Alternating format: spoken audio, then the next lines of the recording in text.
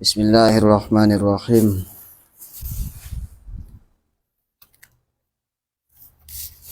Tentang apa? Al-ilmu ya. Bismillahirrahmanirrahim. As-sifatu at-tasi'atu al-wajibu lahu ta'ala al-ilmu. Sifat yang kesembilan, sifat wajib yang kesembilan bagi Allah Ta'ala adalah sifat ilmu. Ilmu adalah wa huwa sifatun qadimatun qaimatun bidzatihi ta'ala mawjudatun yang kashifu biha al-ma'lumu inkishafan ala wajhil ihatati min ghairi sabqi khafa'in. Ilmu ini, sifat ilmu bagi Allah merupakan sifat yang menetap pada zatnya Allah Ta'ala, yang ada, yang terbuka, yang dapat membuka terhadap beberapa yang sudah diketahui dan secara jelas pada keseluruhan dari tanpa adanya kesamaran atau tanpa didahului oleh kesamaran. Artinya bagi manusia sesuatu yang samar itu, tapi bagi Allah tidak ada sedikit pun perkara yang samar, walaupun kata manusia itu samar. Gitu Ustaz? Iya, betul. Wa tata'allaku bil wajibati wal jaizati wal mustahilati faya'lamu dzatuhu ta'ala wa sifatuhu bi'ilmihi wa ya'lamu al mawjudati kullaha wal ma'dumati kullaha bi'ilmihi wa ya'lamu al mustahilat bima'na annahu ya'lamu anna syarika mustahilun alaihi ta'ala. Dan apa ini? Masa lari ke ilmu?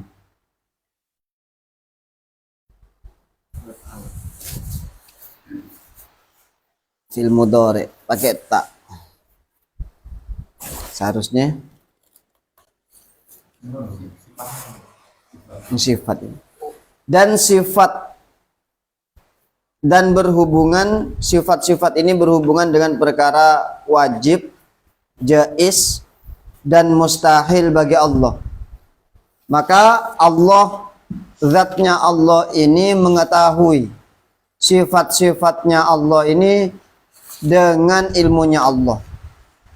Kemudian Allah mengetahui perkara-perkara yang diadakan. Seluruh perkara yang diadakan oleh Allah itu Allah ketahui. Kemudian wal ma'dumati, dan Allah mengetahui seluruh perkara-perkara yang ditiadakan oleh Allah Subhanahu wa taala. Kullaha bi'ilmihi, yaitu dengan sifat ilmunya Allah. Kemudian Allah mengetahui al-mustahilat, dengan perkara-perkara yang mustahil, dengan artian annahu ya'lamu anna syarika mustahilun, bahwa mustahil bagi Allah, Allah mengetahui mustahil bagi Allah, Allah ini mempunyai syarik, yaitu teman. Wa ya'lamu annahu law wajada la tarattaba alaihi fasadun, dan Allah mengetahui jika Allah menemukan suatu susunan, maka ini suatu yang fasad, artinya suatu yang rusak. Kenapa? Tanazzahallahu 'anil syariki wa ta'ala 'uluwan kabiran.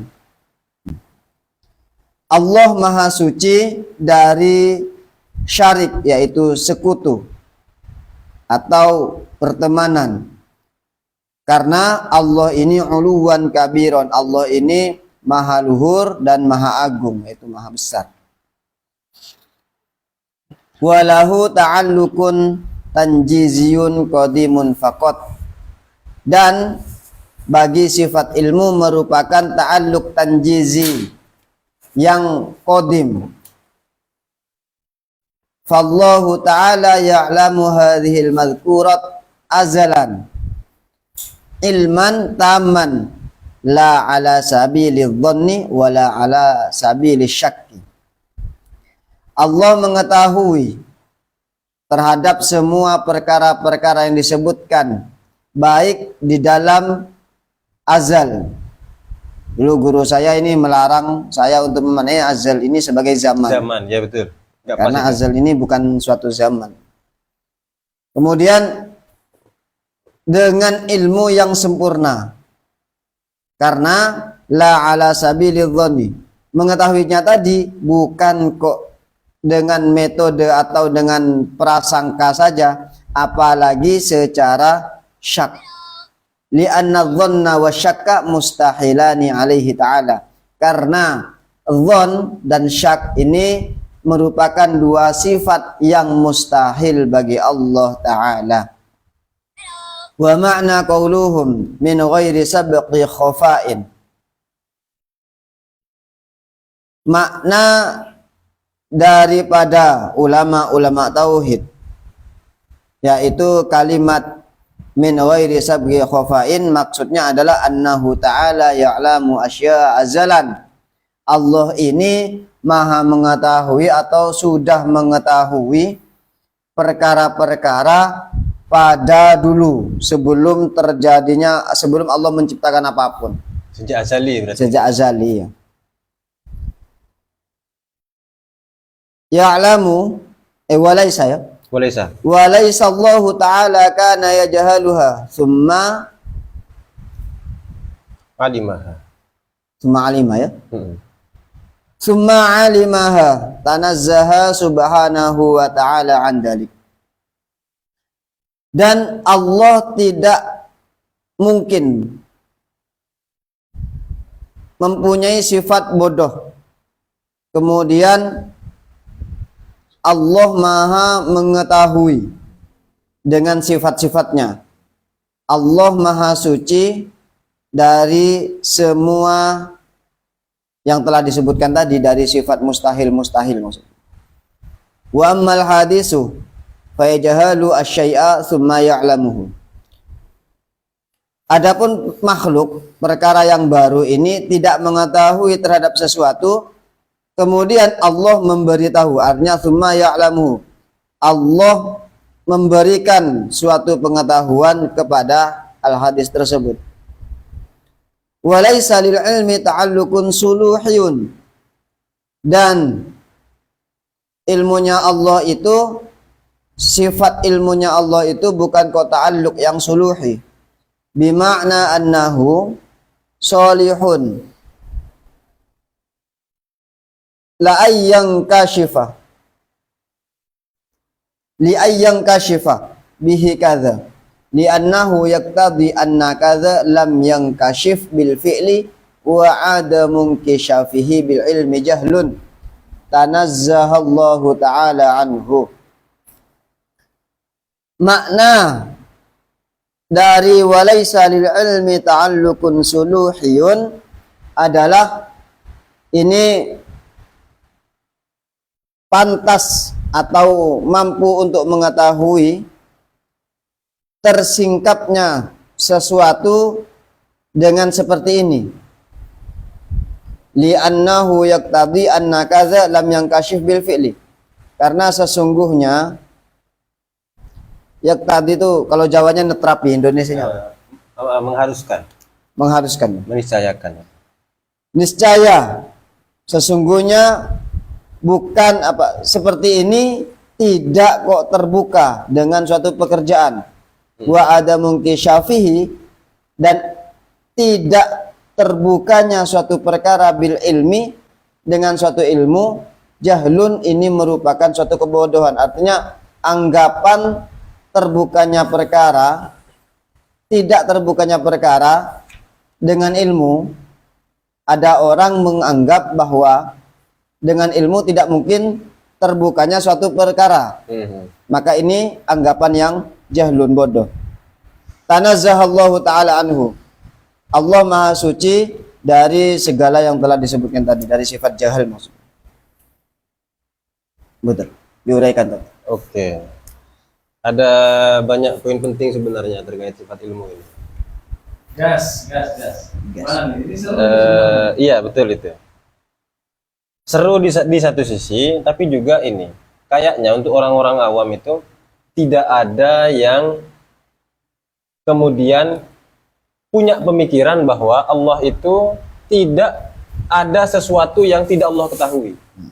Artinya semua orang awam itu pasti mengetahui bahwa Allah itu mengetahui segala sesuatu. Kira-kira begitu. Awam-awamnya orang awam. Seawam-awamnya orang awam itu. Tahu lah. Pendek kata begini. Pembahasan sifat ilmu dalam kacamata orang awam itu bukan pembahasan atau bukan sifat yang cenderung memiliki problem tersendiri, enggak. Beda dengan kudroh kayak kemarin yang kita bahas terakhir itu.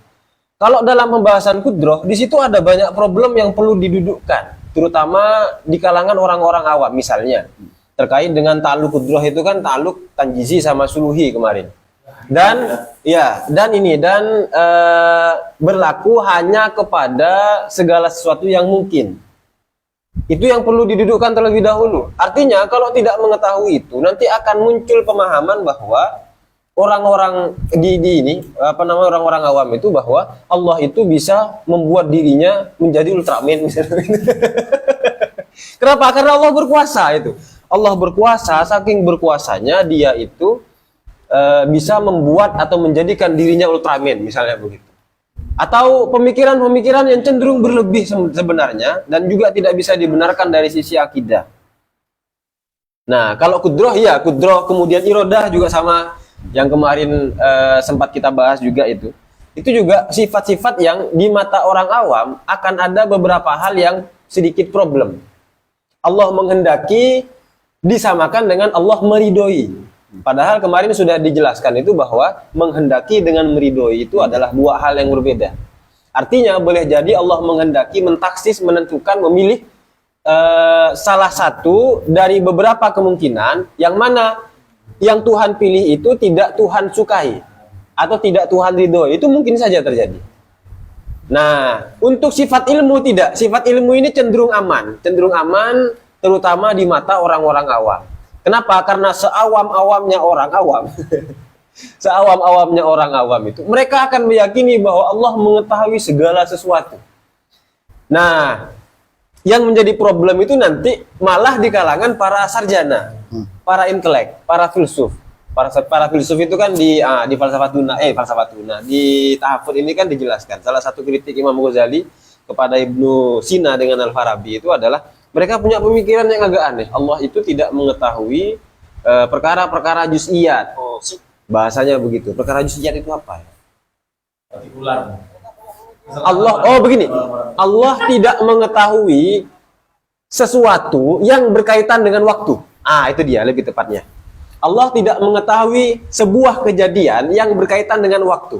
Soalnya nanti konsekuensinya, misalnya nih, Allah qadim. Yeah. Sementara semua kejadian yang ada di semesta ini hadis baru kan. Konsekuensinya yang dipikirkan oleh para filosof adalah ketika kehidupan ini berlangsung dalam satuan waktu, apakah pengetahuan Allah bertambah atau tidak bertambah? Itu dia. Kayak manusia nih kan. Manusia misalnya kita punya konsep menikah. Jangan. Saya sengaja nyenggung Ustaz Bayu biar habis ini beliau bicara juga. Iya. Yang lain lah. Kita punya konsep cara bikin kopi gimana sih? Saya misalnya pakai yang bungkusan, pakai 2 bungkus untuk 1 gelas karena biar nendang dan kental itu kan. Lalu saya ingat satu kata. Dan kalau kurang nendang Ustaz Bayu bisa pakai kaki juga. Terus ditambah 2 sendok sendok apa yang kecil tuh? Sendok teh. Gulanya. Lalu diseduh dengan air panas. Oke, kita punya pengetahuan tentang cara bikin kopi. Kemudian kita realisasikan. Kita wujudkan dengan membuat kopi. Diseduh dan seterusnya. Tentu saja antara pengetahuan kita sejak awal tentang bikin kopi dengan bikin kopi secara langsung, di situ ada pengetahuan tambahan walaupun sedikit. Pasti ada pengetahuan tambahan. Ada perubahan. Ada perubahan. Awalnya tidak tahu, kemudian menjadi tahu. Menjadi tahu. Ada momen-momen tertentu yang oh ini tidak terpikirkan tadi oleh saya. Nah, kira-kira begitu, itu gambaran kalau manusia kan.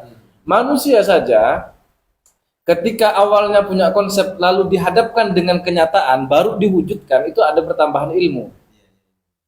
Problemnya adalah kalau berkaitan dengan Tuhan, Allah kan sudah mengetahui semuanya sejak azali. Dan sudah Allah tetapkan. Lalu sekarang Allah wujud nyatakan. Terjadilah kehidupan ini. Setelah kehidupan ini sedang terjadi sekarang, pertanyaannya, apakah pengetahuan Allah bertambah atau tidak bertambah? Kalau dikatakan tidak bertambah, kok seolah-olah Allah memiliki sifat jahil. Seolah-olah Allah itu bodoh. Wah, ini kan bahaya nih kan? Satu sisi. Di sisi lain, kalau Allah bertambah ilmunya dengan melihat fenomena yang terjadi ini, maka konsekuensinya ada pengetahuan Tuhan yang baru. Kalau pengetahuan Tuhan itu baru, yang mana pengetahuan itu adalah sifat Allah yang melekat pada dirinya, otomatis yang dilekati oleh sifat baru, zatnya juga baru. Itu konsekuensinya tuh. Makanya para filosof mengatakan, dalam hal ini adalah Al-Farabi, Ibnu Sina, dan kroco-kroconya tentu saja, mereka mengatakan bahwa Allah itu mengetahui segala sesuatu, tapi dalam bentuk yang universalia, yang kulliyat, bukan yang juz'iyat. Juz'iyat ini kejadian-kejadian yang kita alami dalam satuan waktu sekarang ini. Karena ini, masa lalu, masa depan. Nah, yang terlibat dalam ekstremitas waktu, masa lalu, masa sekarang, masa depan. Karena nanti kalau Tuhan terlibat dalam kejadian itu, kata filosof, ya nanti pengetahuan Tuhan bertambah. Yang mana bertambahnya ilmu awalnya berarti tidak tahu, kemudian menjadi tahu, berarti baru tuh nanti. Nah, itu problemnya nanti. Nah, makanya dalam prinsip akidah Ahlussunnah wal Jamaah, bahkan kitab yang sangat tipis ini, yang judulnya Kifayatul Awam, standar akidahnya orang awam ini, sangat tipis sekali. Ini sebenarnya sudah menjawab persoalan tersebut. Misalnya kita bahas dari awal itu kan, ilmu itu bahwa sifatun qadimatun qaimatun bidzatihi ta'ala. Ilmu merupakan sifat yang kodim, artinya ilmunya Allah pasti tidak didahului, awalnya tidak tahu kemudian tahu, awalnya tidak ada kemudian ada, tidak. Ilmu Allah sudah sempurna sejak awal dan tidak diciptakan, kodim berarti. Kemudian qaimah bidzatihi, ilmunya Allah ada pada zatnya Allah Ta'ala. Maujudatun, kemudian yang kasifu biha al-ma'lum, yang mana sifat ilmu tersebut juga maujud. Nah, ini ciri daripada sifat ma'ani. Nanti kita kalau bahas kategori-kategori sifat, ada kategori sifat yang nafsiyah, ada yang salbiyah, ada ma'ani yang sekarang kita bahas mulai dari kudroh sampai ke kalam. Kemudian ada maknawiyah. Nah, sekarang ini kita bahas tentang sifat ma'ani. Ya, cirinya adalah sifat ini qaimah bidzatihi ta'ala, kemudian maujudah. Dia wujud. Yang kasifu biha al-ma'lum, yang mana dengan sifat ilmu tersebut tersingkaplah segala sesuatu. Objek-objek yang diketahui itu inkisafan ala wajhil ihatoh. Tersingkapnya ilmu itu ala wajhil ihatoh, secara komprehensif, secara menyeluruh. Tidak ada satu objek pun yang tertinggal dan luput dari pengetahuan Tuhan. Min ghairi sabqi khofa'in. Bahkan tidak ada kesamaran sama sekali ya. Yang awal ini kayaknya agak tahu saya soal ini, lalu terjadi, oh baru kemudian sempurna. Tidak begitu. Ala wajhil ihatoh, komprehensif dan tentu saja sempurna. Wa tata'allaqu bil wajibat wal jaizat wal mustahilat. Sifat ini, yakni sifatun qadimatun qaimatun dan seterusnya itu, sifat ilmu ini itu berhubungan, berrelasi, berta'alluq dengan objek yang wajib dan juga jaiz dan juga mustahil. Nah, ini bedanya dengan sifat kudroh dan irodah kemarin. Kalau kudroh dan irodah, misalnya nih kita rincikan lah ya, kalau buat skema, kudrohnya Allah berhubungan objeknya apa dengan objek yang mungkin. Yang dihasilkan apa? Kerjanya apa? Atau fungsinya dari kudroh apa? Fungsinya adalah menciptakan atau meniadakan. Outputnya, hasilnya adalah tercipta atau menjadi tiadanya sesuatu. Itu kudrah. Kalau irodah, objeknya yang mungkin juga, sesuatu yang mungkin. Kemudian fungsinya adalah mentaksis, menentukan, ya. Hasilnya adalah ditetapkannya satu ketentuan. Sekarang sifat ilmu nih. Sifat ilmu, objeknya bukan hanya sesuatu yang mungkin. Tapi objek yang diketahui Tuhan adalah sesuatu yang wajib secara rasional atau yang jaiz secara rasional, dan bahkan sesuatu yang mustahil pun Allah ketahui. Faya'lamu dzatahu ta'ala wa sifatahu bi'ilmihi. Oleh sebab itulah Allah itu mengetahui zat dan sifat-sifatnya Allah sendiri dengan sifat ilmunya. Wa ya'lamul mawjudat kulluha wal ma'dumat kulluha bi'ilmihi. Allah mengetahui semua yang wujud dan semua yang tiada dengan sifat ilmunya. Wa ya'lamul mustahilat bima'na annahu ya'lamu anna asy-syarik mustahilun alaihi ta'ala. Allah juga mengetahui objek-objek atau perkara-perkara yang mustahil, dalam arti Allah itu mengetahui bahwa syirik itu sesuatu yang mustahil, itu Allah tahu. Mustahilun alaihi ta'ala, mustahil akan dialami oleh Allah ta'ala. Nah, poin besarnya biar tidak dibaca semua. Mana ya?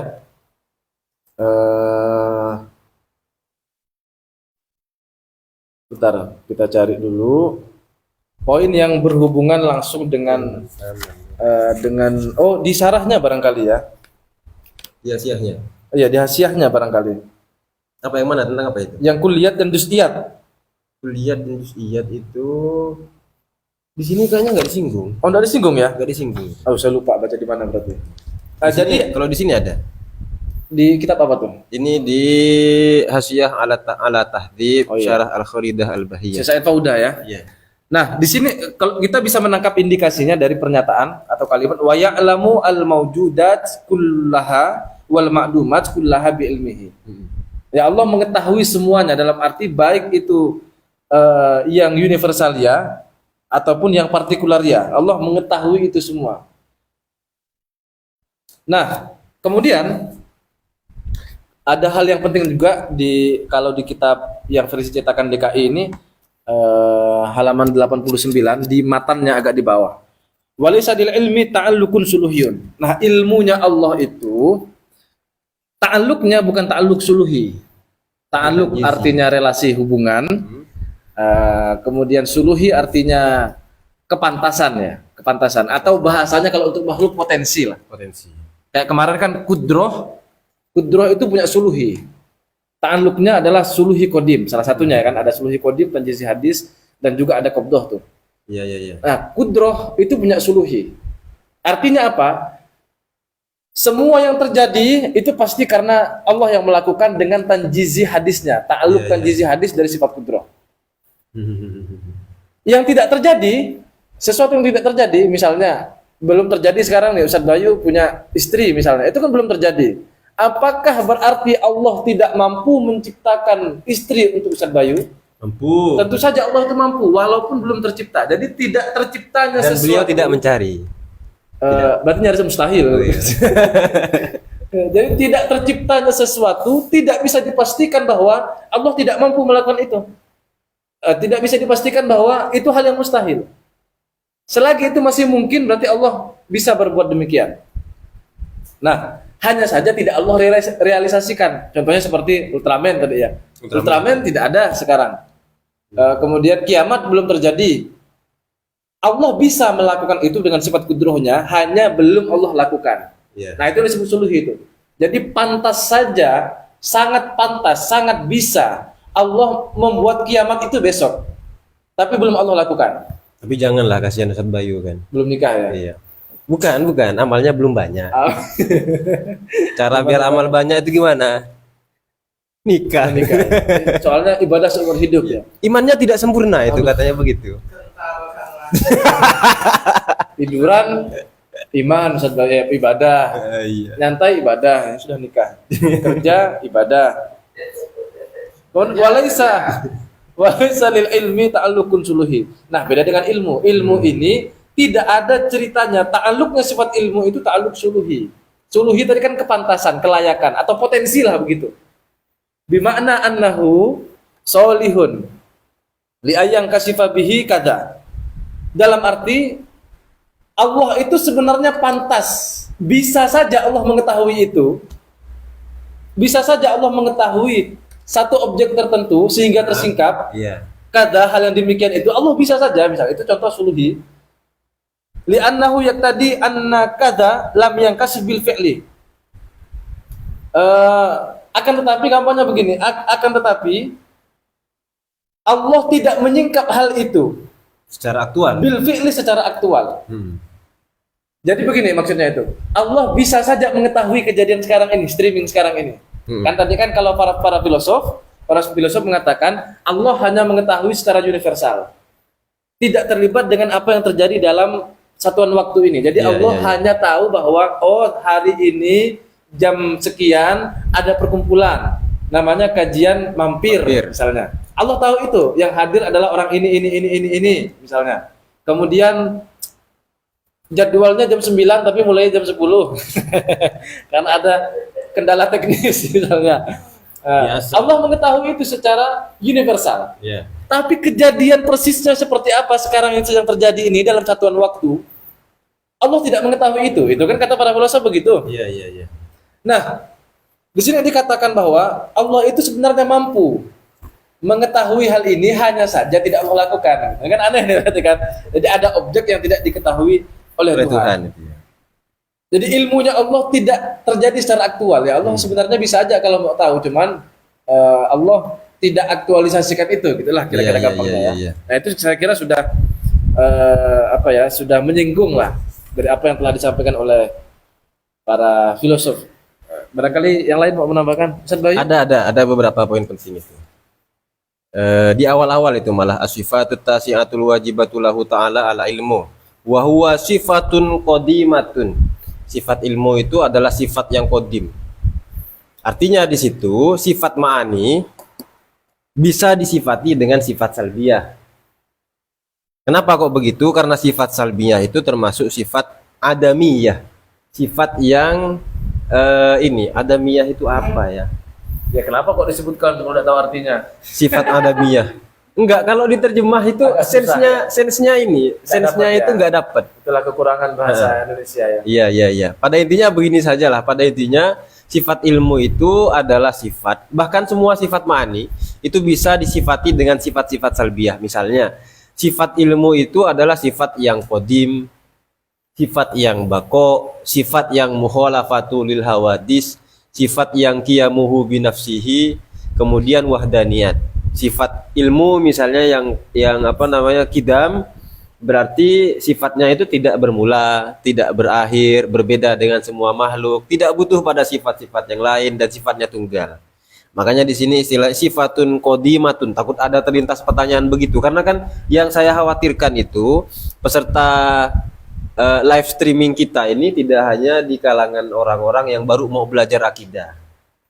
Takutnya nanti saya juga udah tahu ini, misalnya begitu. Qaimatun bidzatihi ta'ala. Sifat ma'ani itu sifat ilmu itu sifat yang menetap pada diri Allah. Qaimatun. Maujudatun, ini juga yang penting. Ini sifat yang maujud. Artinya lauku syifa'an dal hijab la ra'ainaha. Kita bisa melihatnya kalau semisal Tuhan itu menyingkap hijab atau penghalang kita. Kita bisa melihat sifat ilmunya Allah. Terus apa fungsi dari sifat ilmunya? Yang kasifu tadi sudah dijelaskan, menyingkap. Sehingga sesuatu yang diketahui oleh Allah itu menjadi jelas. Kemudian itu fungsinya. Jadi kalau ada yang bertanya apa fungsi dari sifat ilmu, menyingkap sehingga sesuatu itu menjadi jelas. Terus yang Allah ketahui itu apa saja? Yakni sesuatu yang wajib secara rasional, jaiz secara rasional, dan mustahil secara rasional. Itu poin-poinnya ya. Allah mengetahui tentang dirinya sendiri, wajib. Allah mengetahui segala sesuatu yang jaiz. Ustaz Bayu belum menikah, mudah-mudahan cepat. Wal mustahilat, dan Allah mengetahui segala sesuatu yang mustahil. Balas Ustaz Bayu, dari singgung berkali-kali. Nah, itu beberapa poin dasar yang saya kira cukup penting untuk diketahui. Kemudian terkait tadi yang penting itu, Dan juga menarik itu untuk kita ulas. Dikatakan bahwa sifat kudroh itu kan, kudroh irodah punya dua ta'aluk, ta'aluk suluhi sama ta'aluk tanjizi. Allah bisa menciptakan sesuatu dan Allah mengaktualkan kebisaan menciptakan sesuatu itu. Suluhi sama tanjizi. Nah, kenapa kok sifat ilmu ini harus berta'aluk tanjizi kodim, bukan suluhi kodim? Dijelaskan oleh Al-Imam Al-Fudhali rahimahullah bahwa li'annahu yaktadi anna kadza lam yankasif bil fi'l. Kalau semisal kalau semisal sifat ilmu itu memiliki ta'aluk suluhi kodim, maka ada momen di mana Allah nggak tahu. Dalam arti pengetahuannya pengetahuannya itu tidak aktual. Hanya Allah mampu mengetahui A, B, C, D begitu. Berarti kan kalau hanya mampu, misalnya kayak sekarang lah, saya mampu memahami buku ini, Kerancuan Para Filsuf. Kejauhan itu, kejauhan. Oh, kejauhan. Ustaz Bayu kan sebenarnya mampu saja mengetahui gimana sih rasanya menikah. Iya. Mampu. Cuman belum dilaksanakan sampai sekarang. Kalau ada pernyataan begitu itu kan berarti belum aktual, belum terjadi. Sehingga Saya mampu jadi orang kaya sebenarnya. Mampu saya merasakan itu, Iya. cuman belum terjadi. Nah, kaya itu kan belum terjadi. Kira-kira ta'aluk suluhi itu begitu. Nah, kalau sifat ilmu punya ta'aluk suluhi, maka konsekuensinya adalah ada momen di mana Allah itu tidak mengetahui sesuatu. Artinya pengetahuan tentang sesuatu itu belum teraktualkan atau terjadi. Nah, sehingga di sini dikatakan bahwa ta'aluk sifat ilmu itu adalah ta'aluk tanjizi kodim. Ta'aluk tanjizi kodim berarti Allah sudah mengetahui dan pengetahuannya itu sudah aktual sejak dahulu kala, kira-kira begitulah. Sebelum alam semesta ini ada. Apa isi dari pengetahuan Allah itu? Sesuatu yang yang sebelum, ketika, dan setelah. Dan itu bukan sesuatu yang mustahil itu. Allah mengetahui misalnya kalau di sini apa tadi contohnya itu ya? Qabla wujudiha, ini dia. Wal ilmu Allah Ta'ala muta'alliqun azalan bil mawjud qabla wujudihi wa ba'da wujudihi wa kullu min ta'alluqihi bi syai' qabla wujudihi wa ta'allaqu bi syai' nafsuhu ba'da wujudihi. Setelah setelah sesuatu itu ada, Allah sudah mengetahuinya itu. Jadi bukan kemudian sebagaimana yang diasumsikan oleh para filosof, tidak. Tapi ada pertanyaan satu yang menarik itu. Banyak itu pertanyaan belum dijawab yang di caption. Apa itu? Oh, sebelum ke sana. Ada pertanyaan menarik tuh begini, Ustaz Bayu. Tadi dikatakan bahwa kalau sifat ilmu itu ta'aluk suluhi kodim, maka konsekuensinya adalah ada momen di mana Allah tidak mengetahui, gitu kan. Terus bagaimana dengan sifat-sifat yang memiliki ta'aluk suluhi kodim? Apakah kemudian kita bisa menjustifikasi bahwa Allah menarik. mungkin saja di momen tertentu Allah tidak menguasai sesuatu dan tidak menghendaki sesuatu? Kalau konteksnya kudroh ya? Ya, konteksnya kudroh. Kudroh itu kan ta'aluknya dua, itu kan suluhi kodim, tanjizi hadis. Sifat ilmu ta'aluknya satu, tanjizi kodim. Ya. Nah, terus kok tidak suluhi kodim saja? Kenapa? Kalau suluhi kodim, konsekuensinya adalah ada momen di mana Tuhan tidak tahu. Ya. Gimana kalau semisal logika seperti ini kita gunakan untuk sifat kudroh? Sifat kudroh ta'aluknya dua, suluhi kodim, tanjizi hadis. Suluhi kodim misalnya, Allah mampu saja menciptakan sesuatu yang mungkin. Berarti kan di situ ada momen di mana Allah tidak berkuasa. Ya. Apakah kemudian bisa seperti itu? Ternyata jawabannya tidak. Tidak demikian. Pembuktian kekuasaan dengan pembuktian pengetahuan itu cara membuktikannya berbeda. Gimana tuh? Cara membuktikannya berbeda. Kayak sekarang misalnya saya kasih contoh yang paling gampang. Ketika saya sekarang tidak mengangkat buku di depan saya, apakah itu membuktikan bahwa saya pasti tidak mampu? Tidak. Sementara kalau misalnya sekarang saya tidak belajar fisika, tapi mungkin saja belajar ilmu fisika, apakah itu menunjukkan bahwa saya tidak mengetahui? Bodoh, iya betul. Maka dengan demikian bisa kita simpulkan bahwa pembuktian tentang kekuasaan dengan pembuktian tentang pengetahuan, cara pembuktiannya itu berbeda. Makanya kita tidak bisa katakan Allah pada satu momen tertentu pernah tidak berkuasa, itu nggak bisa. Dan satu lagi, kekuasaan Allah tidak serta-merta dibuktikan hanya dengan ketika Allah menciptakan sesuatu. Dalam arti mewujudkan. Kalau semisal Allah tidak mewujudkan alam semesta, gimana? Apakah dia tidak mampu? Enggak, dia tetap mampu. Dia tetap mampu. Tidak sebagaimana tidak sebagaimana sifat ilmu tadi.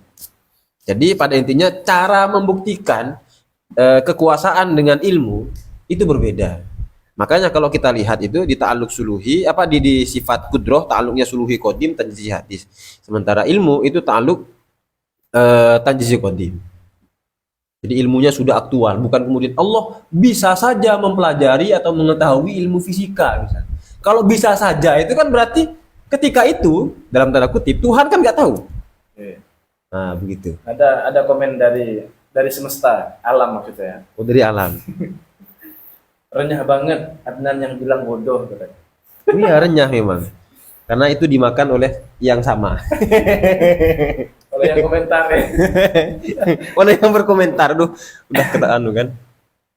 Oke, kira-kira itu beberapa poin. Barangkali ada tambahan Bayu terkait sifat ilmu ini. Mic-nya. Kita tolong Ustaz. Join mic. Belum ada ini. Satu ke sana, satu di sini aja. Taruh di situ aja Ustaz. Nah, terus tentang pertanyaan ini gimana nih? Kan tadi di pamflet yang tersebar itu kan ada captionnya beberapa pertanyaan. Di antaranya adalah jika Tuhan mengetahui semua, mengapa kita perlu meminta? Artinya apa sih pentingnya berdoa? Toh Allah udah tahu, ngapain saya berdoa misalnya? Ya. Oke. Gimana ya kira-kira jawabannya? Gantian nih. Nungguin ya. Oke, jadi sebenarnya persoalan kita berdoa kepada Allah itu bukan ingin menunjukkan Allah tahu atau tidak dengan apa yang kita butuhkan, bukan. Tapi untuk menunjukkan sisi kebutuhan kita, bahwa kita ini adalah abdun, kita ini hamba.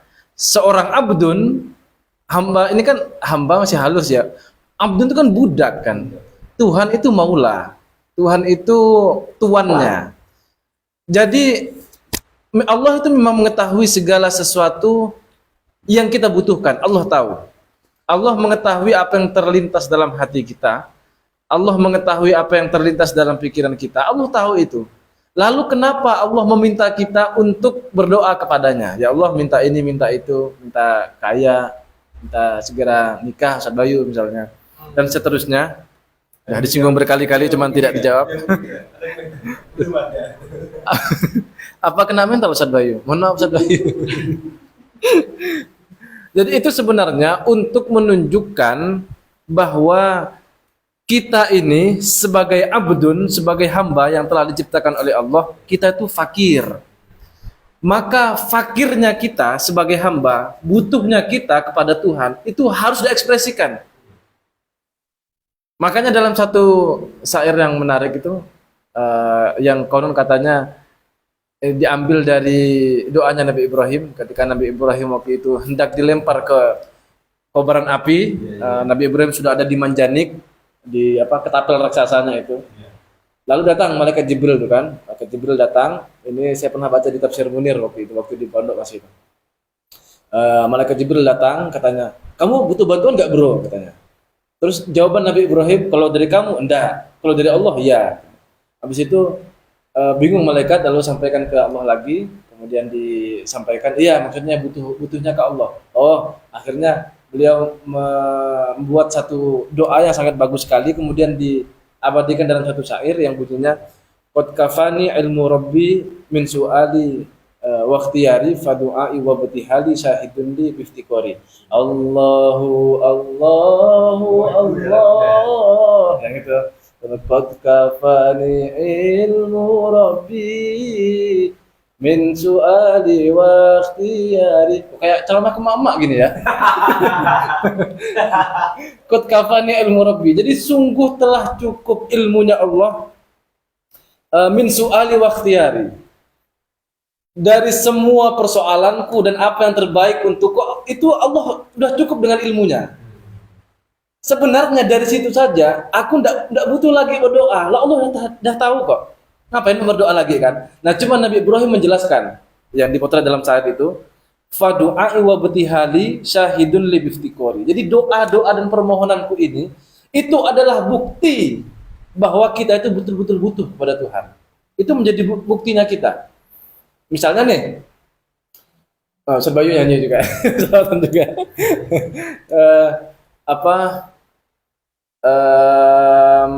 Saya kan sudah punya istri. Istri saya tuh sering nanya, Kapan gajian? enggak, yang itu lah ya. Biar Ustaz Bayu terbakar juga.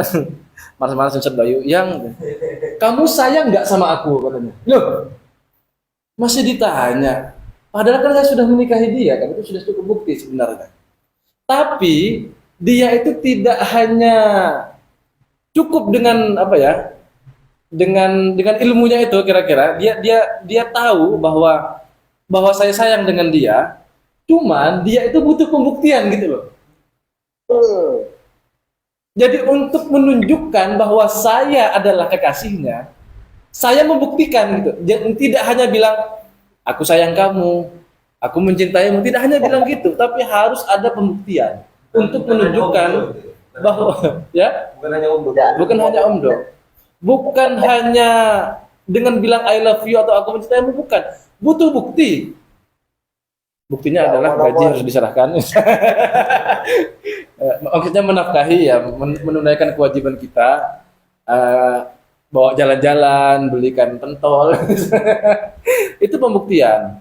Nah, jadi istri saya tentu saja tahu bahwa saya mencintai dia, cuman untuk menunjukkan sisi bahwa saya betul-betul mencintainya, itulah yang dituntut oleh istri saya yang tahu bahwa saya mencintainya. Demikian pula Allah itu sudah tahu kebutuhan kita apa, keinginan kita apa, tahu persis, bahkan sangat tahu persis.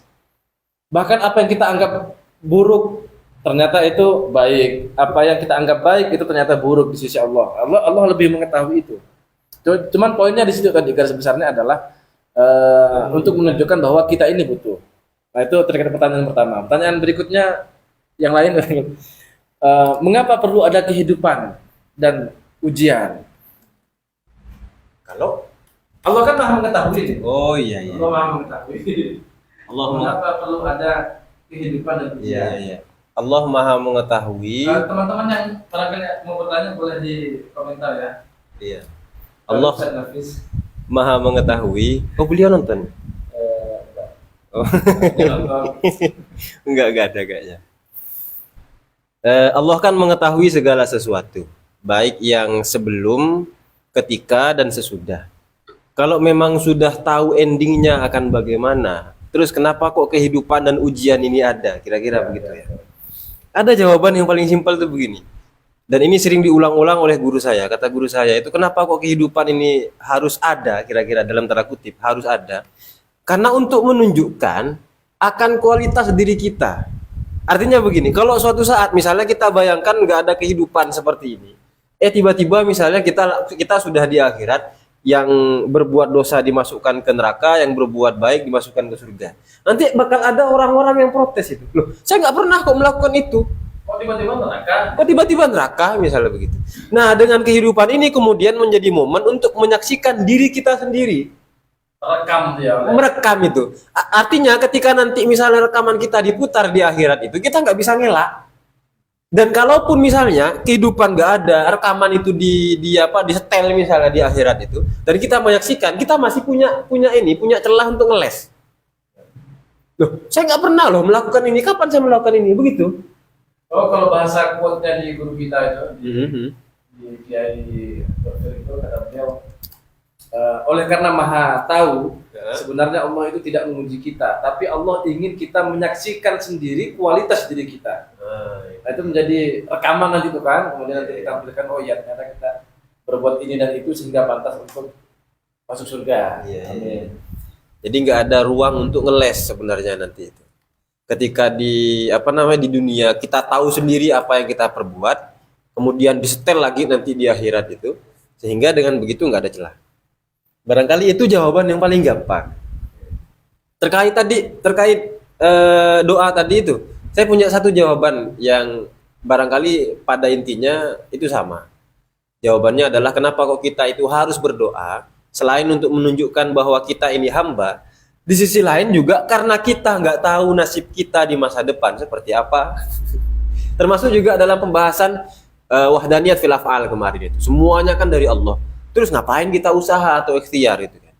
Nah, kita usaha ini karena kita nggak tahu apa yang akan terjadi pada hidup kita di masa yang akan datang. Kalau Allah tahu itu. Cuman masalahnya kan kita nggak tahu. Satu. Kemudian yang kedua ada yang penting juga. Doa kita tidak akan merubah apa yang telah Allah tuliskan. Yang bisa merubah bukan doa kita, yang bisa merubah adalah Allah. Dia yang menetapkan, maka dia juga yang bisa berubah. Masalahnya adalah kita tidak pernah tahu kapan dalam tanda kutip Allah merubahnya, atau misalnya Allah tidak merubahnya. Berdoalah maka Allah maka dengan doa itu akan gimana biasanya itu? Doa itu bisa merubah nasib gitu kan, merubah takdir. Bukan doa yang merubah, Allah yang merubah. Cuman masalahnya adalah kita tahu nggak Allah merubah? Kan nggak tahu itu kan? Kan kita nggak tahu Allah itu merubahnya atau tidak.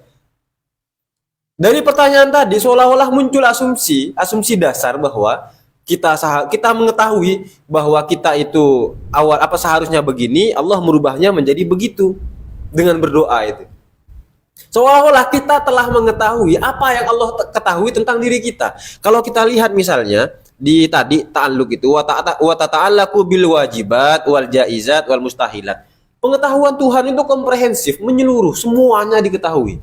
Beda dengan kudroh hanya bertakluk dalam tanda kutip hanya bertakluk pada segala sesuatu yang mungkin, meskipun sudah kita garis bawahi bahwa ketika ta'aluk kudroh itu hanya pada segala sesuatu yang mungkin bukan berarti terbatas dan tidak bisa dikatakan hanya. Nah, catatannya begitu. Ini biar sedikit dilematis saja, itu. Kalau kita lihat sifat ilmu enggak, wajibat, jaizat, mustahilat. Semuanya telah Allah ketahui itu. Masalahnya kan kita nggak tahu itu kan. Setelah ini akan terjadi apa? Itu. Apakah nanti akan menikah lagi? Kita nggak tahu. Kita harus tabayun. Ini luar biasa, ternyata seperti ini baru menikah hari Kamis kemarin. Oh, alhamdulillah. Baru menikah hari Kamis kemarin. Musim hujan, pengantin baru datang ke tempat ngaji loh. Masya Allah. Sebayun lebih semangat. Nah, jadi setidaknya ada dua jawaban tadi itu ya. Kenapa kok kita itu masih berdoa? Doa kita itu bukan untuk menginformasikan sebuah pengetahuan kepada Tuhan. Ya Allah, saya butuh ini. Enggak. Allah udah tahu. Makanya nanti di tasawuf itu ada dua madhab. Ada dua madhab itu. Madhab yang suka mengulang-ulang doanya, selalu memohon kepada Allah. Ada madhab yang sebaliknya. Allah itu zat yang maha mengetahui, tidak mungkin lupa dan tidak perlu diingatkan. Ya Allah yang kemarin, amin. Jadi nggak perlu tapi itu betul-betul berangkat dari pengetahuannya ya. Maksudnya dia betul-betul yakin Allah itu tidak lupa dengan doanya. Bukan kemudian kemalasan yang disulap menjadi seolah-olah itu sesuatu yang benar, enggak. Keliling itu kan ceritanya Gus Baha itu kan, keliling muter itu, ya Allah seperti yang tadi, amin. Jadi kalau ini juga bisa jadi solusi sebenarnya.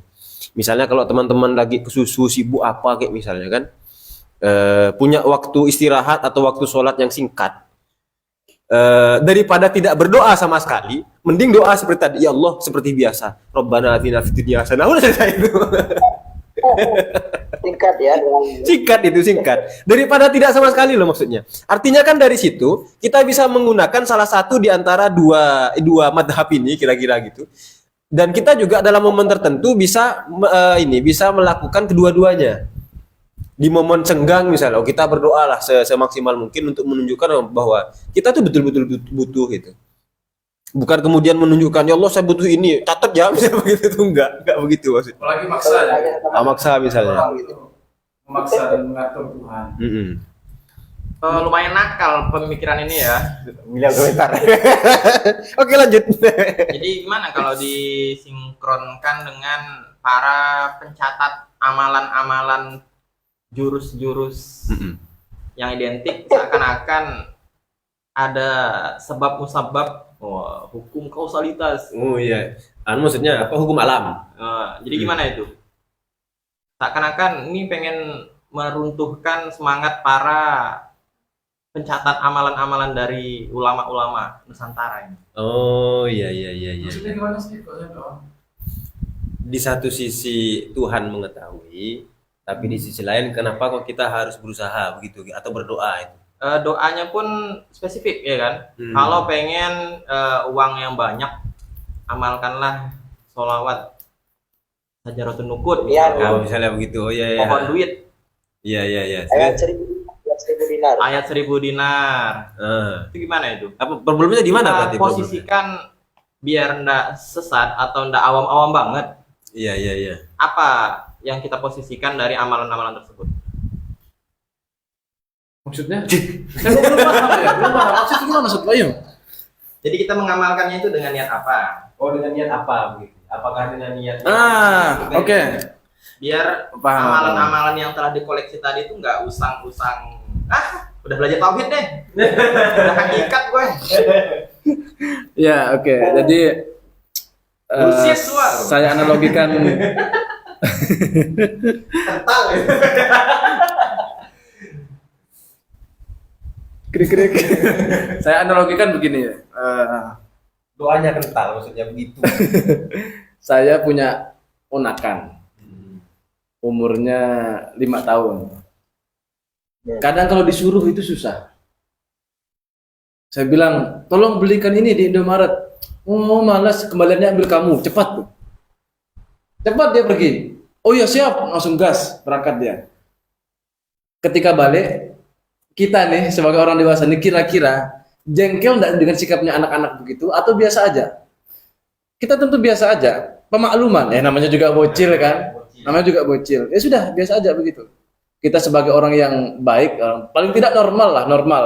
Bukan orang yang dewasa, bukan orang yang sensi dengan anak-anak. Namanya juga bocil. Ya sudah, kita kasih kembaliannya itu. Kita tidak pernah mengungkit-ungkit. Nah,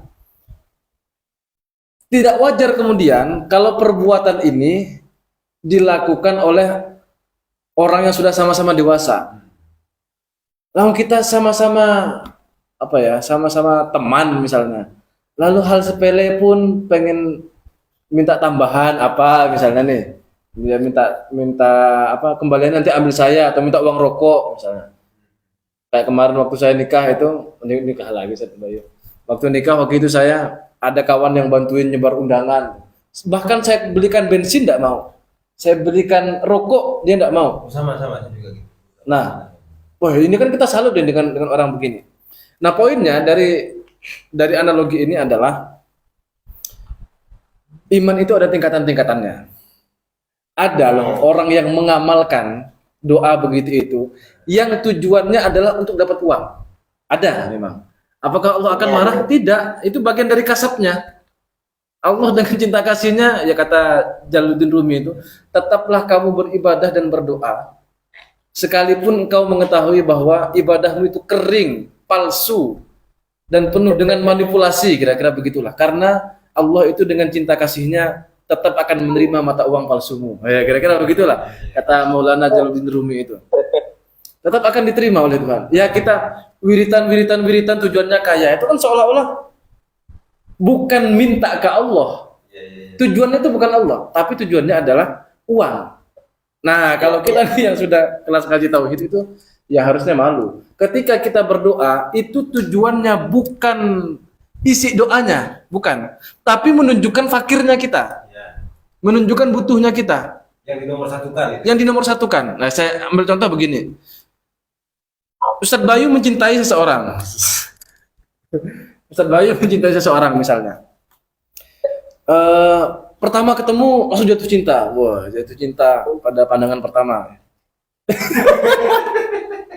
Nggak saya sebutkan di mic. Jatuh cinta pada pandangan pertama. Lalu kepikiran Ustaz Bayu tuh, wah tadi itu anak tuh bagus ya, terlihat solehah misalnya, dan seterusnya, langsung stalking dan seterusnya. Pandangannya semacam minta dinikahi. Seolah-olah melihat wajahnya saja si doi tadi itu seolah-olah bilang, bang nikahi aku bang. Gitu. Jadi Ustaz Bayu nih. Nah, habis itu Ustaz Bayu selalu ada rasa kangen, ingin ketemu. Gimana caranya saya pengen ketemu dengan dia? Iya. Sehingga cara apapun bahkan yang remeh harus dia lakukan untuk bertemu. Basa-basi misalnya. Saya mau ngantar gorengan untuk dia misalnya. Tujuannya apakah betul-betul sedekah? Tujuannya apakah betul-betul sedekah? Atau tujuannya mendapatkan hati? Ya, mendapatkan hati. Jadi tujuannya bukan untuk sedekahnya itu, tapi tujuannya mendapatkan hati. Ketika kita berdoa, minta kaya, misal berdoa kepada Allah, jangan jadikan permintaan kita itu sebagai tujuan. Itu kalau sudah kita harusnya begitu ya. Jangan jadikan permintaan kita sebagai tujuan, tapi tujuannya adalah kita butuh, kita mencintai Tuhan gitu. Yang diharapkan dari doa kita menunjukkan fakirnya kita dan kita rendah di hadapan Allah, dan Allah suka dengan rintihan, dengan apa ya? Dengan kita yang mengemis-ngemis di hadapan Allah, bahkan sambil nangis, yang betul-betul nangis ya, bukan yang tiba-tiba khutbah, iya agak aneh juga kadang ya, tapi kita tidak tahu ya. Sama seperti kadang ada satu momen saya merasa itu ketika istri saya ngode, minta belikan kue, Kira betul yang apa? minta belikan jajan, karena Ingat sama Ustaz. ngode, saya udah lama nih enggak makan kebab katanya. Oke, informasi adalah permintaan. Oke, saya sudah nangkap tuh poinnya tuh. Iya, jadi saya jadi ingat bahasanya Pak Dofir itu yang bilang di Quran itu ayat-ayat yang bersifat khobariyah itu pasti ada nuansa konunnya, ada nuansa hukumnya di situ. Saya menangkap nyambungnya itu ke saya. Jadi informasi yang diberikan oleh istri itu kalau kita peka misalnya, ini kayaknya enak ya makan kebab misalnya. Itu tidak hanya memberitahu, Pengen sebenarnya. tapi pengen sebenarnya. Lalu kita senang nih, ini kita tahu nih, ini dia pengen kebab nih sebenarnya. Cuman kita pancing supaya dia ngomong. Akhirnya dia ngomong pengen kebab. Coba yang betul dulu ngomongnya. Minta kebab. Kita senang dengan rayuan istri itu. Apalagi sambil dielus-elus. Gini lu Tuhan. Bahaya kalau dulu Tuhan. Apalagi lihat malaikat ya. Melalui malaikat. Saya pribadi ya merasa senang. Coba gimana tadi yang ngomong? Enggak usah pakai nada tinggi lah. Coba haluskan, kurang halus itu senang. Semakin dia itu merendahkan dirinya ya, dalam arti menunjukkan rasa butuhnya kepada saya, itu saya semakin senang. Nah, demikian pula kira-kira kalau kita minta sesuatu kepada Allah, kita betul-betul menunjukkan sisi butuhnya kita kepada Allah. Itu poinnya sebenarnya.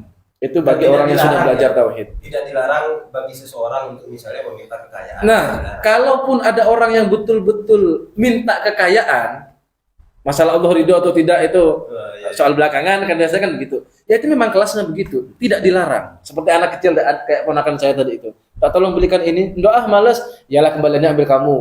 Berangkat dia cepat. Namanya juga bocil gitu. Seolah-olah begitulah Allah itu.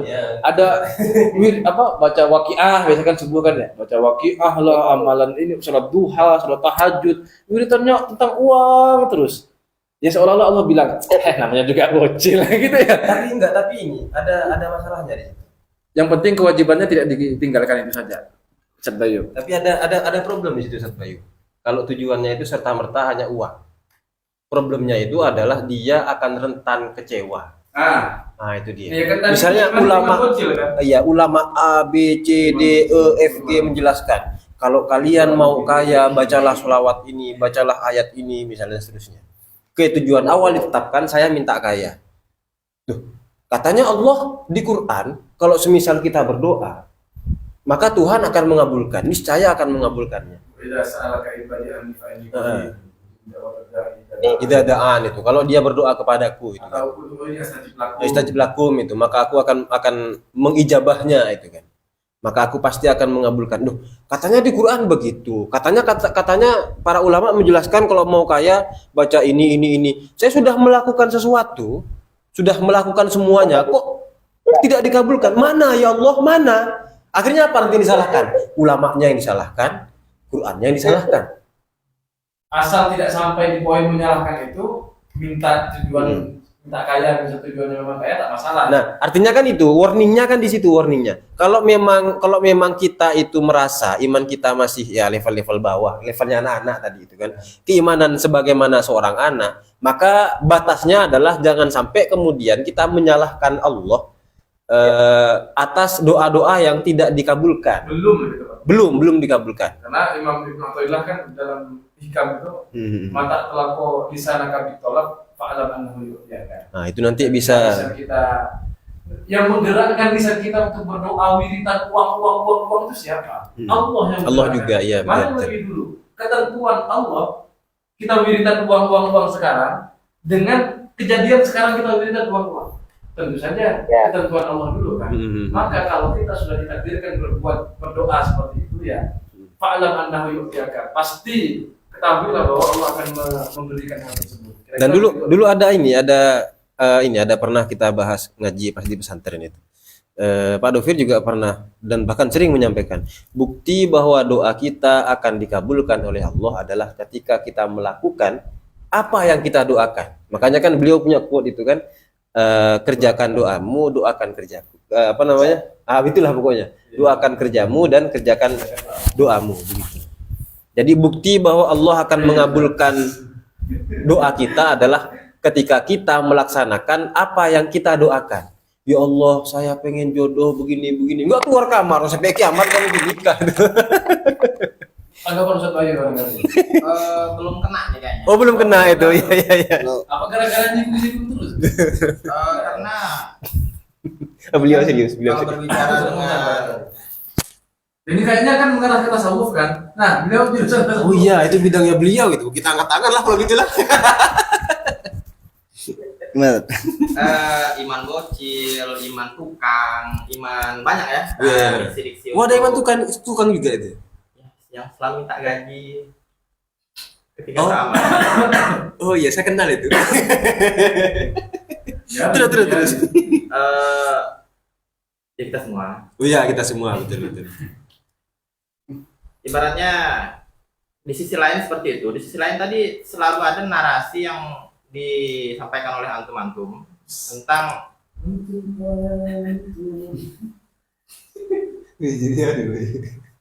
ucapan apa tadi?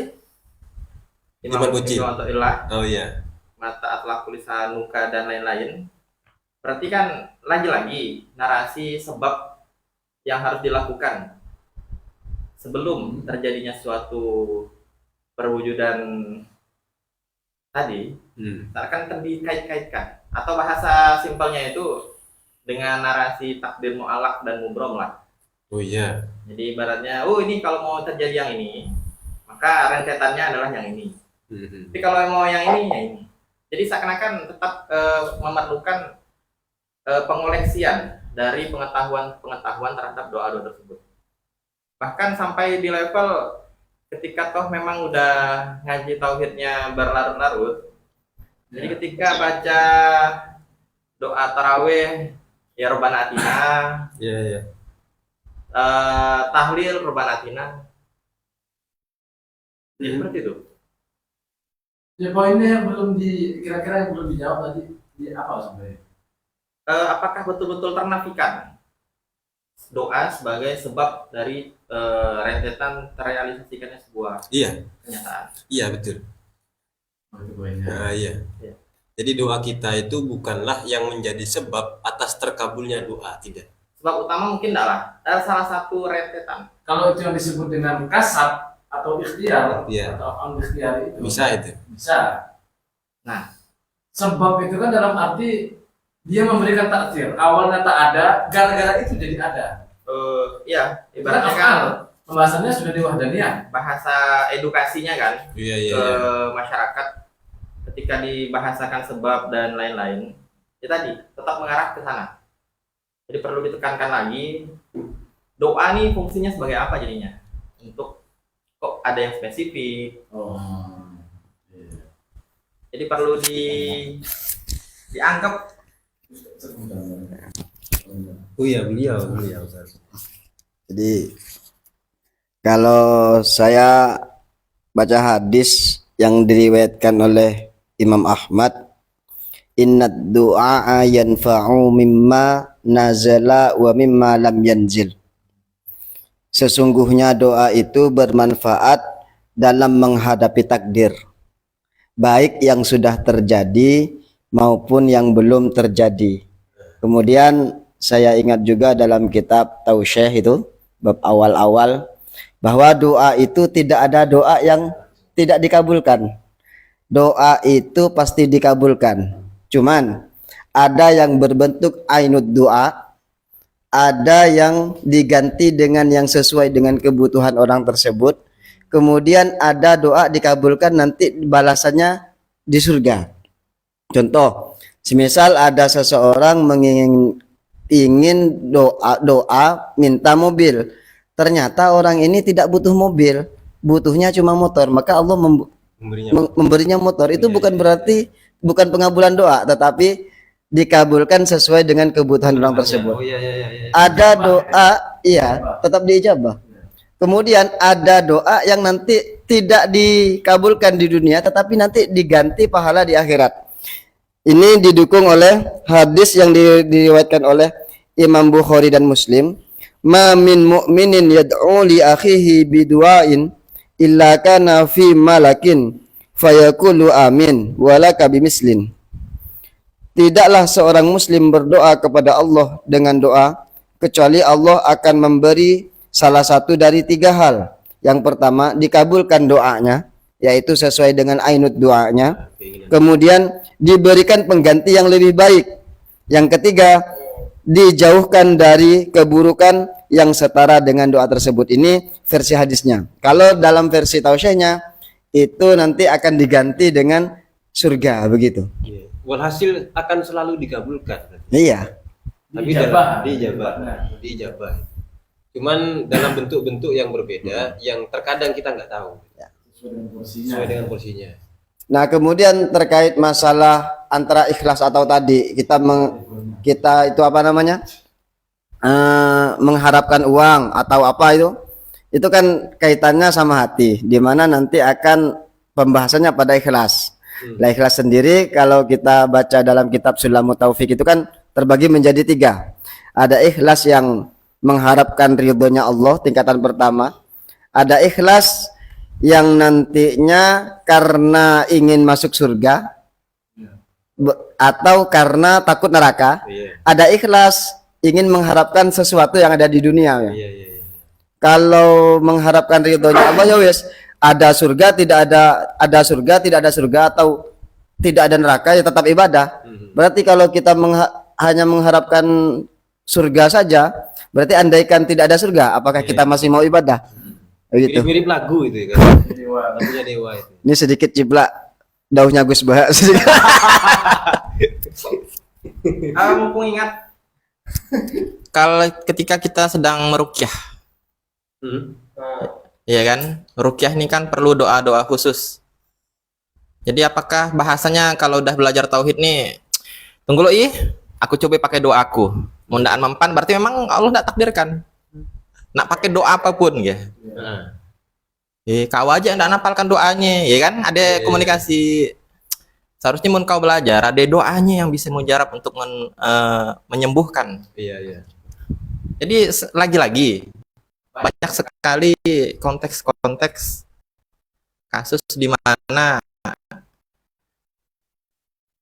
adanya sebab atau apa bahasanya tadi, ikhtiar kasab dan lain-lain untuk doa yang spesifik.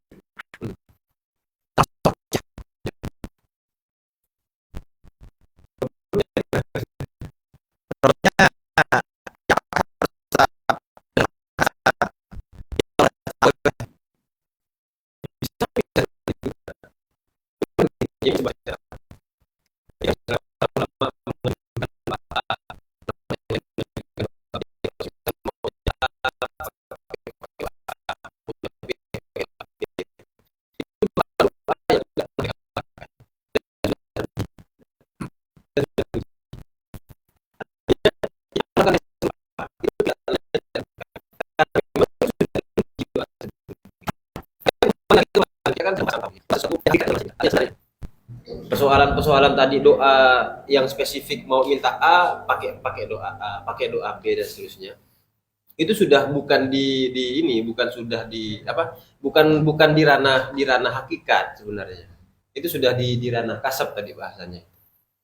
Artinya silahkan, cuman kembali ke tingkatan iman tadi kan ada iman yang bucin itu. Di samping juga tadi sudah dijelaskan sama Ustaz Komsan itu kan bahwa sejatinya doa itu akan selalu diijabah, cuman dalam bentuk-bentuk yang berbeda. Ya Allah, berilah saya kesabaran, malah dikasih ujian. Ya Allah, misalnya, ya Allah berikan saya kekayaan, misalnya, malah dikasih banyak pekerjaan yang menyibukkan kita itu. Dalam bentuk yang berbeda. Problemnya kan kita tidak pernah tahu nih masa depan seperti apa. Yang maha tahu itu Allah. Kita tidak mengetahui masa depan kita itu gimana. Di satu sisi itu. Kemudian di sisi lain, Tuhan memerintahkan kita untuk berdoa. Entah itu untuk kebutuhan yang tujuannya adalah dunia, ataupun tujuannya akhirat, seperti yang dikutip dari Ustaz Hamdan tadi itu dalam kitab Sulamut Taufik, ataupun tujuannya Allah itu sendiri. Masalahnya sekali lagi, di satu sisi kita tidak mengetahui masa depan, di sisi lain Allah memerintahkan kita berdoa. Nah, doa kita ini bukan untuk merubah takdir yang sudah Allah ketahui. Kedepannya gimana. Justru karena kita tidak tahulah pada saat yang sama, karena doa kita bisa berdoanya kita ini termasuk dari takdirnya Allah. Gara-gara doa inilah kita mendapatkan apa yang telah Allah takdirkan di masa depan kita. Jadi tidak ada masalah doa-doa yang spesifik tadi itu. Entah itu mau minta kekayaan ataupun bisa menyembuhkan orang dan seterusnya. Gitu kira-kira Ustaz Bayu. Kira-kira kena enggak ke poinnya? Ini lebih ke edukasi ke umum aja. Kalau ke pribadi mungkin tahu ya, cuman apa sih pengen dengar bahasa antum-antum ketika menjelaskan poin ini tuh gimana enaknya bahasanya. Apalagi kan yang sering terjadi di awam kan bahasanya kalau nak doa harus yakin. Yakin. Iya. Cuman tadi seringkali pemaknaan yakinnya gimana gitu kan. Oh, ternyata harus serinci itu. Termasuklah yakin mustajab dan yakin dikabulkan itu perlu diedukasikan juga dengan 3 kemungkinan yang tadi. Hanya ya aja. Pada intinya kan kita harus menjawab sesuai dengan porsi. Bikodri Ukulihim. Bikodri ukulihim. Pada anak-anak udah kalau mau minta uang saya kasih amalannya misalnya. Kalau mau minta istri 4 saya kasih amalannya misalnya. Kalau kepada orang ya udah dikasih itu aja. Kalau misalnya kita jelaskan yang seperti tadi ini, malah mereka itu bingung. Dan lebih buruknya mereka akan berkesimpulan bahwa kalau begitu percuma saya berdoa. Nanti ujung-ujungnya ke sana, Saya jadi ingat itu dauhnya guru saya, putranya Abah Maimun, Kiai Haji Rauf. Pernah ngaji hadis sama beliau, takdir itu sesuai dengan rentetan. Contoh begini, ketika Allah mentakdirkan sampean itu nanti panuan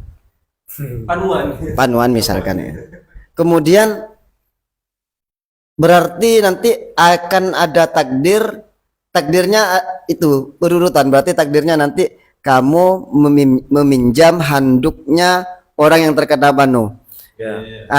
Itu kan nanti kan ada penularan. Nah, itu merupakan takdir yang berentet.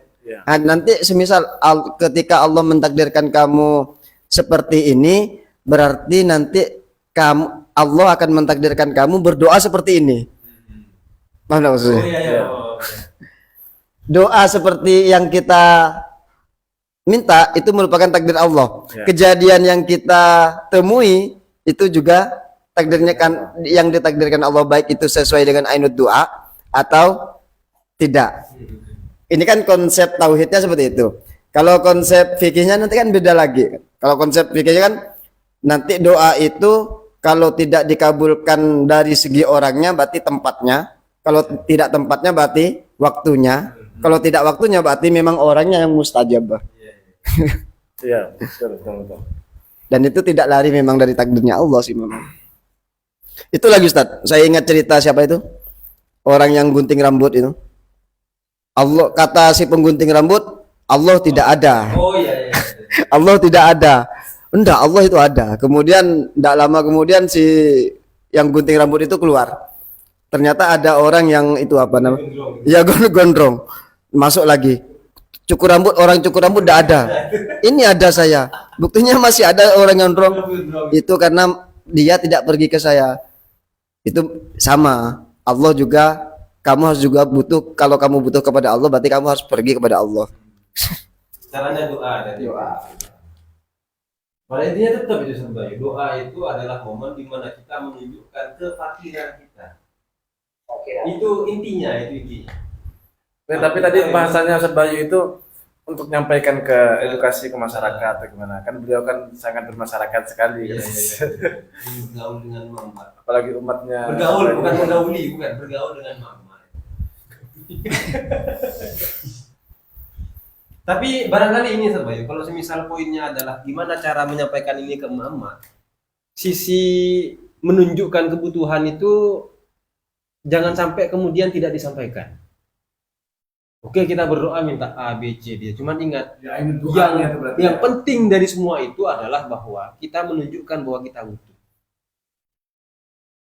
Kayaknya itu penting ini, begitu itu.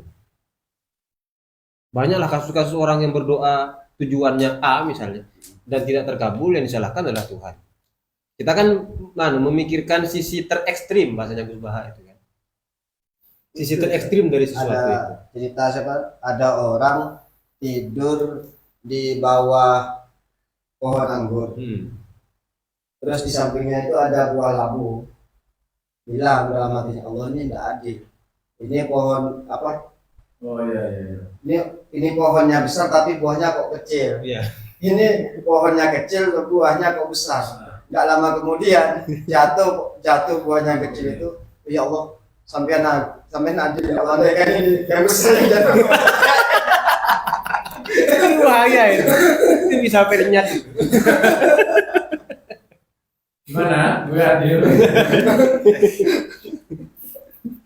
Untung kita nggak jadi Tuhan. Jadi Tuhan kena ini tendes. Oh, biar protes gitu.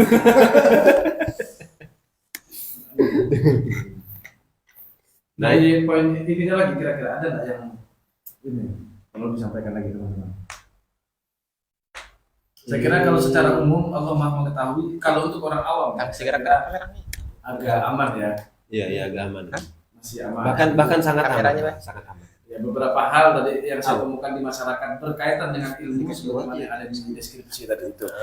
Yang pertama adalah berkaitan dengan kalau Allah itu memang Maha mengetahui, kenapa kita harus meminta. Kemudian kalau Allah itu Maha mengetahui, kenapa kok masih ada kehidupan ini? Kenapa kok masih ada ujiannya? Apakah kalau Allah itu Maha mengetahui apa tadi yang terakhir dengan terjadinya fenomena yang ada di dunia ini akan bertambah juga ilmunya Allah dan seterusnya. Tadi sudah kita bahas semua tapi itu. Tapi secara umum untuk kita ilmu sendiri di masyarakat aman lah, aman.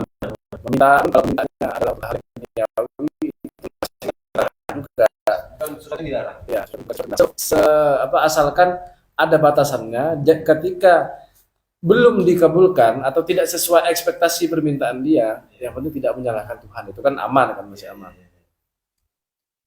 Dan juga satu terkabulkannya doa itu bagi kita itu jangan terlalu bangga. Cepat dikabulkan doa, jangan terlalu bangga. Iya, betul. Lama dikabulkan doa juga kita harus husnuzon. Contoh gini, semisal kita ada di warung makan, kemudian ada pengamen suaranya jelek misalkan.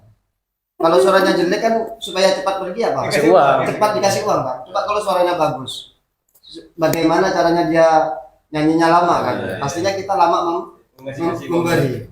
Nah, husnudzon saya seperti itu. Satu lagu lagi bang, gitu kan nanti. Kalau husnudzon bisa jadi Allah lama mengabulkan doa saya, bisa jadi Allah ingin saya ini selalu bertakarrub kepada Allah. Andaikan doa saya cepat dikabulkan, bisa jadi nanti saya cepat lupa kepada Allah. Itu istidraj. Berarti pesan moralnya jelekkanlah doamu. Simpulan macam apa itu? Itu tadi apa Ustaz? Mirip cerita saya ada baca di Fihi ma Fihinya Maulana Jalaluddin Rumi juga tuh. Jadi kalau cerita versi Maulana Jalaluddin Rumi itu ada dua orang pengemis yang datang ke salah seorang raja. Entah tiba-tiba si raja ini suka dengan satu pengemis ini, kemudian tidak suka dengan yang lain itu. Lalu kata si raja manggil pembantunya, tolong ambilkan roti apa aja lah, pokok ada roti. Diambilkan sama pembantunya itu. Setelah diambil oleh si raja ini, roti tadi dikasihkan kepada orang yang tidak dia suka. Merasa senang dong dia, dapat roti, cepat pergi. Sedangkan yang ini, yang pengemis yang dia sukai, sama raja sukai itu, dipanggil, ayo masuk dulu kita. Nah, jadi begini ceritanya, roti terbaik sedang dipanggangkan di belakang sekarang ini. Nah, sambil menunggu itu, ayo kita melihat keindahan istanaku. Nah, pesan moralnya dari cerita itu adalah ketika kita berdoa kepada Allah, kok cepat dikabulkan, hati-hati. Jangan-jangan itu istidraj ya. Tujuannya Allah memberi kaya, sehat, harta, jabatan, menikah, misalnya. Boleh jadi tujuannya Allah itu cepat pergi kamu ya. Nah, gitu. Pendek kata kan kalau di sini dalam konteks ini kan kita yang seharusnya ini kan seharusnya Hati-hati ya, karena segera kita menikah. kan sudah menikah. Ya, Sebayu harusnya berbahagia. Berarti yang suaranya buruk itu Oh, jadi boleh jadi setiap apa yang datang kepada kita hati-hati, jangan-jangan bukan nikmat tapi itu istidraj. Kalau kita bersyukur, nah boleh jadi itu yang nikmat. Sebaliknya ciri-ciri biar tidak ini barangkali tidak terjebak dalam istidraj itu gimana kira-kira? ya kita harus mengepakkan dua sayap keimanan, bahasanya khotib waktu kita ya di Pontianak ya. Saya suka dengan khotibnya waktu itu. Yang saya nggak dimatan itu ya. ada mau saya singgung halus-halus deh. Mentang-mentang musafir langsung ngambil rusak. Jadi dua sayap keimanan itu kan kita ini kan kasih tanggung jawab syariat kan, taklif kan istilahnya, tanggung jawab syariat. Ternyata tanggung jawab syariat itu dalam bahasanya Syekh Wahab Az-Zuhaili, kata beliau, itu tidak hanya sekedar mengerjakan yang diperintah dan meninggalkan yang dilarang, tapi juga ada syariat, yakni ketika diberikan ujian oleh Allah itu kita menghadapi. Ujian itu ada dua. Yang pertama adalah masammahu khairon, yang kedua masammahu syarron, apa yang dianggap kita nilai sebagai kebaikan dan keburukan. Itu sama-sama ujian ternyata. Kalau baik, cara menghadapinya adalah dengan cara bersyukur. Kalau buruk, cara menghadapinya adalah dengan cara sabar. Jadi bagaimana kita bisa tahu bahwa ini nikmat atau tidak? Ya indikasinya adalah ketika kita diberikan kenikmatan, kita dekat dengan Allah. Ketika diberikan ujian juga dekat dengan Allah. Kadang ini kan kita ketika melarat ingat Allah, tahajud, duha, waqiah, semuanya dibaca. Tepang hoki, kok keluar jadi bahasa Indonesianya. Ketika sudah kaya, dia malah lupa, maksiat, foya-foya, tidak sedekah, yang itu tanda bahwa rezeki yang datang kepada kita itu bukan nikmat tapi istidraj. Kita dikasih membedakan berarti itu ya. Cara membedakan istidraj atau tidak. Karena saya ingat dulu kita ngaji Hikam itu kan ada penjelasan bahwa para mutasawwifin itu mereka malah merasa resah kalau hidupnya itu tenang. Iya. Ada apa dengan saya ini begitu? Justru suka kalau dapat ujian, kalau dapat musibah. Dan suka dapat ujian. Suka itu. Kalau kita kan enggak sebaliknya. Level apa itu? Ya Allah, kok hidup saya tenang-tenang ini, ada apa ini begitu? Aduh. Karena ini khawatir istidraj. Yang dikhawatirkan adalah justru tentu saja bukan Tuhan. Yang dikhawatirkan itu dirinya sendiri. Ada apa dengan saya? Ya. Ketika kita belum dikabulkan kan sama Tuhan itu doa-doa kita, ya boleh jadi itu adalah sebentuk Tuhan itu pengen dengar rintihan kita gimana, Allah senang, dan sembari kita melihat keindahan istananya Tuhan ini sampai kita berpikir dan seterusnya. Nanti kita akan mendapatkan roti yang terbaik tadi itu dari Allah. Mungkin terakhir Ustaz, Serah di closing statement. Sudah saya tawarkan berkali-kali tadi beliau. Mungkin karena manten anyar ya baru menikah jadi masih kepikiran yang apalagi hujan nih kan. Iya. Waduh. Eman itu. Nanti di kode aja, Ustaz. Kalau bisa mau ada. Apa ada tambahan lagi barangkali? Proses Kori lah. Apa ini? Kesimpulannya adalah kesimpulan atau jelekanlah doamu. Jadi kesimpulan dari pembahasan kita malam ini, kita mengetahui bahwa Allah itu maha mengetahui atas segala sesuatu, baik itu yang sudah terjadi maupun yang belum terjadi. Dan semua catatan-catatan takdir kita itu sudah tercatat, bahkan sudah ada perjanjian di alam kandungan. Dan kita sendiri yang minta itu. Iya. Kemudian dalam berdoa jangan sampai meninggalkan adab-adab kita kepada Allah Subhanahu wa taala. Itu penting tuh. Itu yang sangat penting. Kadang kan kita melalaikan bagaimana tata cara berdoa itu. Contoh begini saja. Kita saja mau menghadap ke pejabat misalkan, katakanlah sekarang musim-musim kampanye kan, minta bantuan ini, minta bantuan itu kan, harus kampanye dulu kita, baru dikasih. Nah, kita kampanye kita kepada Allah ya sebisa mungkin lebih semangat dari kampanye daripada itu. Dari sering-seringlah berkampanye kepada Allah, kepada Allah. Bukan berdemo, Bukan demo. Mungkin mungkin itu dari saya. Wabillahi taufiq wal hidayah. Assalamualaikum warahmatullahi wabarakatuh. Waalaikumsalam.